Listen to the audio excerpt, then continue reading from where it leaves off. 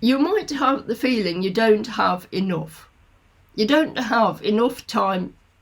Oh, you normally have enough time. And that's what we will talk about today. When you are in stress, then you don't have enough energy.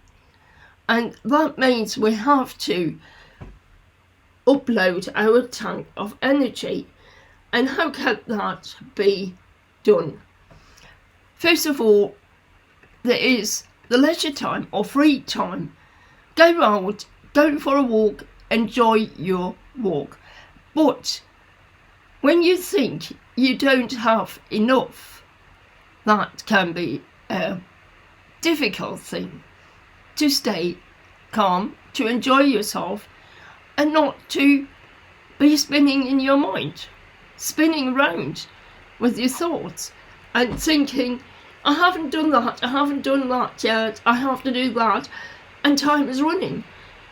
It's not time, it's your energy you're wasting right now, because leisure time is what you should take to relax, to enjoy yourself, to fill up your tank with energy.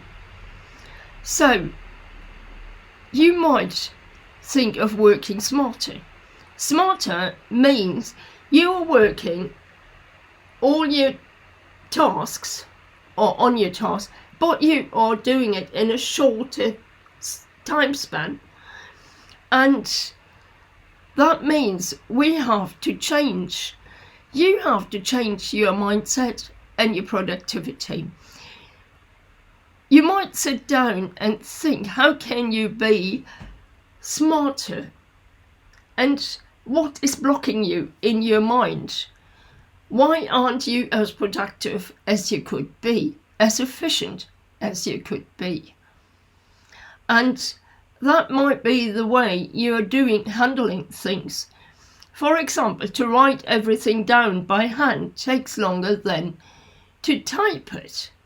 Typing is a lot faster. It doesn't always be a good thing to type everything, because when you're typing, your brain is not as active as it is when you handwrite notes, especially summarized notes. So it depends when you're going to take a machine and when not. But nowadays, we have got a really great tool, and that's called artificial intelligence or robotic, depending in which field you're working. As if you are having a cafe, it might really be time to get these, computer cats or serving cats. I don't know what they're called. They're really like cats. They have got these eyes, and I think they even have a bit of drawn hair on them. And these are trays, moving trays. They know to which table they have to go, and then the guest has to take off their drinks and food and so on. And then you have to press a button and it's walking off to the desk again.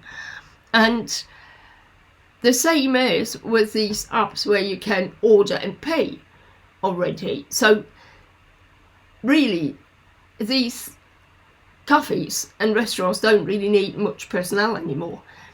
But you can think of, how are you going to use AI? You could take ChatGPT. I think that's the most common one to use, but there are actually AIs which write your files by now. You ask questions and they write files. Slides, not files, sorry, yeah, files as well if you want to. They even talk to people on the phone, etc., etc. So there are really a lot of ways you can work smarter. So think about it. Where can these new modern technologies help you to be more productive, more efficient? Another thing I want to talk about is routines. Why am I talking about routines? Because routines are helping you to relax. This is not really working smarter, but if we work smarter, we can take more time off, and that's the time to relax. And when you are really relaxing in a mindful way, you are concentrating a lot more and you will be more productive. Not in a bad way, but why are professionals talking about absenteeism and presenteeism? Because when you're stressed, you are either ill because you don't feel well, or you're staying longer because you are not as productive as you used to be. So think about it. How are you going to change that? And routines might be one way. And I'm going to dive into it a tiny little bit deeper. There is a morning routine you could have, and you could get up very early, for example. And with that morning routine, you don't start with looking for emails. You don't start with looking for messages. What you do is perhaps listen to some music, or you get up, for example, at 5 o'clock and do some sports. Go on an exercise bike and train really hard that you're sweating, because that will help you to relax even more. And when you've done that, you might go into your office and write a journal. Not to go for the to-do list yet, but I always include into my journal a part, what do I have to do, or how am I going to grow my business? And when I've written that down, I write down what I'm grateful for. And when I've done that and finished that, I go and take my to-do list and think, how can I implement it? Depending how you're working with your to-do list, you prioritize as well. So you might think, how important or how urgent is it, what I've just written down? Can it be postponed, or do I have to do it immediately? So these are things you might do in your morning routine. And when you've done that, what you've written down is out of your mind. So it is on your to-do list and you don't think about it anymore. Then you go, if you want to, go back to bed and read a bit, or listen to a podcast, to an audio, whatever you want to do, Audible, whatever you want to do. And then you go into the kitchen and make breakfast. Do you see? You don't even bother about it.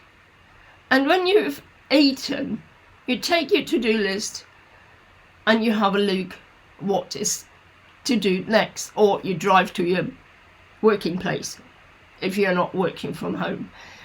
So, but with this routine, you have started the day in a totally different way, not stressed, but you've enjoyed the morning time before you start, and you've written down the most important things already for you to do.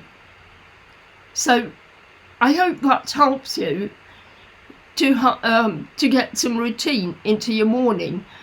The next thing is take breaks during the day.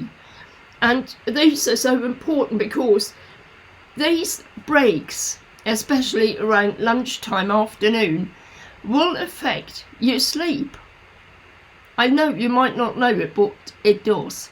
So take really time to be calm, to not do anything, just to be bored. And your whole body system will calm down. So, and taking breaks doesn't mean you have to take a real break all the time. It might be you just switch tasks. Because when you switch tasks, your brain is active in different parts of the brain, so to say. So think about it when you take real breaks. Lunch might be a real break for you.